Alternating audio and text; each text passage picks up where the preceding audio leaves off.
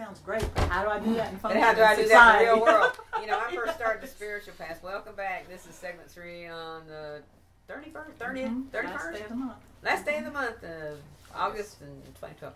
Yeah, like you and I were just talking about. Everybody thinks about, they want to be on the spiritual path, but they don't know how.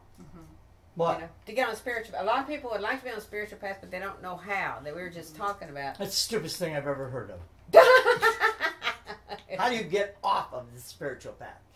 You tell me how you get off of it. By being influenced with everything around you. You're still on it. You're allowing yourself to You're be still on it.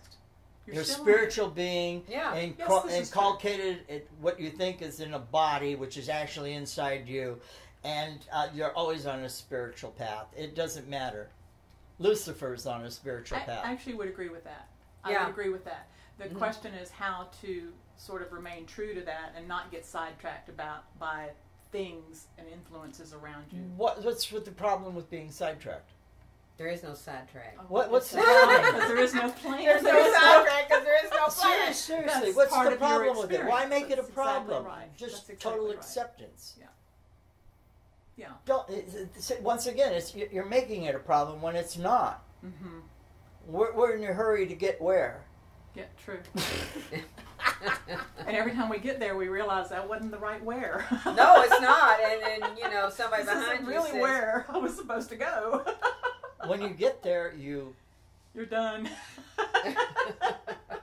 just quiet down, and it all tunes down.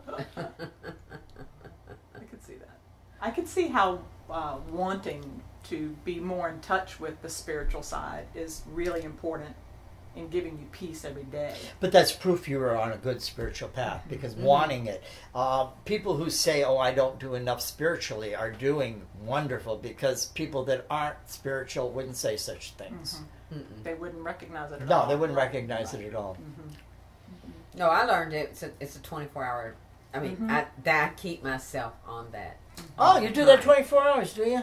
As much as I can. I slip off there. Yeah, 24 hours. Yeah. Oh, Okay, I slip off there, oh God.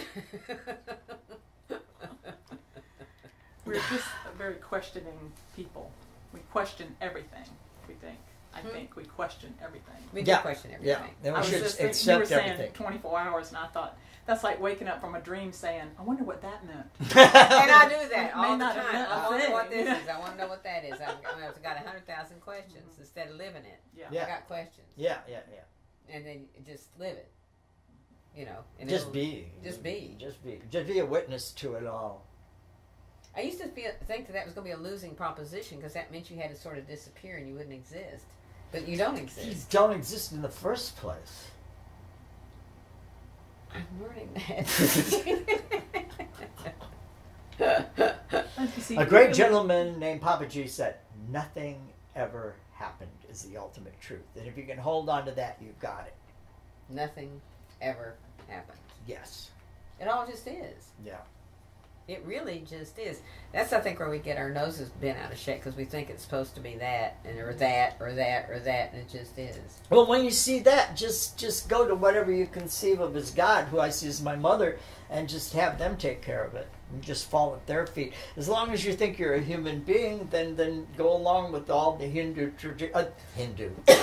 all the human traditions that you relate to, and follow those, while still knowing that you're divinity incarnate.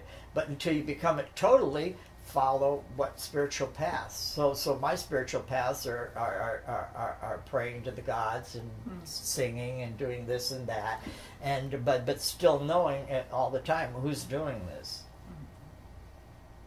The singing. The singing. Kirtana. Kirtana. Okay. Yeah.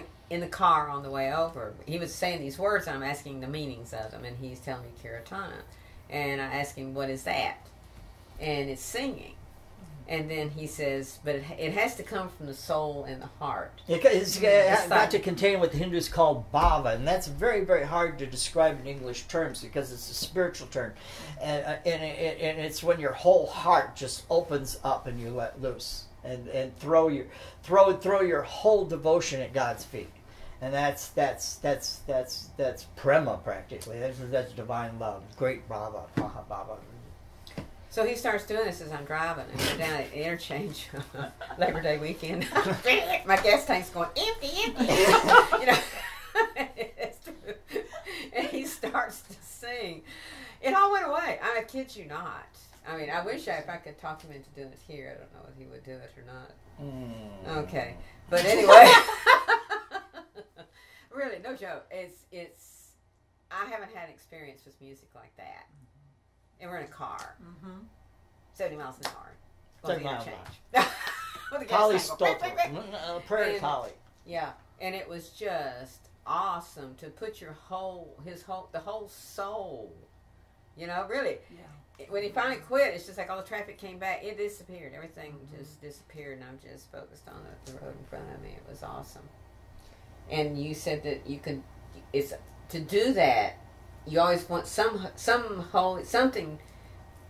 not scriptural, but something spiritual to be singing about, not just singing, here's a hot dog too for $1. Yeah, you can't do it, here's hot dog too. You could, but you'd be a pop star or something. But this is singing your heart out to God, so where hot dog would come in, poor animal is beyond me, or even tofu, I don't know. But, I don't see where that fits into it. But maybe somebody who worships hot dogs could throw their whole soul into it, and that would work. That would work. Yeah. Mm-hmm. Yeah, whatever you throw, but it just, to throw your soul in that way, you went from every cell of your body was singing, and the car was filled, I mean, the energy,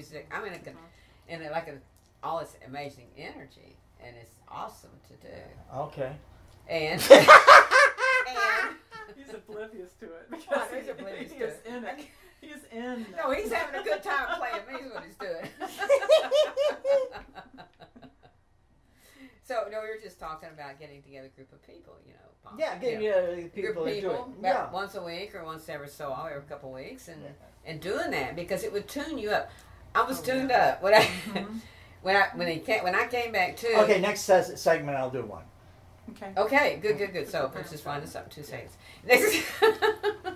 It doesn't make you? Do you think, having experienced that, wouldn't that make you more aware of your surroundings? Oh, it did.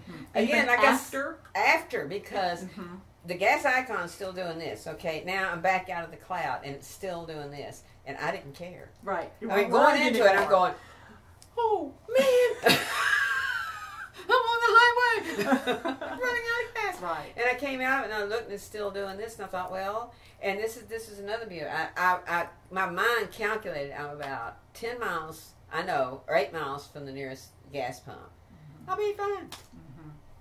And then you called and said you were stuck. We're all in this together. And we were stuck. We were stuck and we're all in this together. We were under a bridge. Yeah, we were under the bridge. That place frequently floods. And yet, it was so funny, all these crazy possible catastrophes, and I'm just as peaceful. I mean, after he did that, I just was... And then as we met the people in the service day, I just kept flowing, and we all pulled up here at the same time.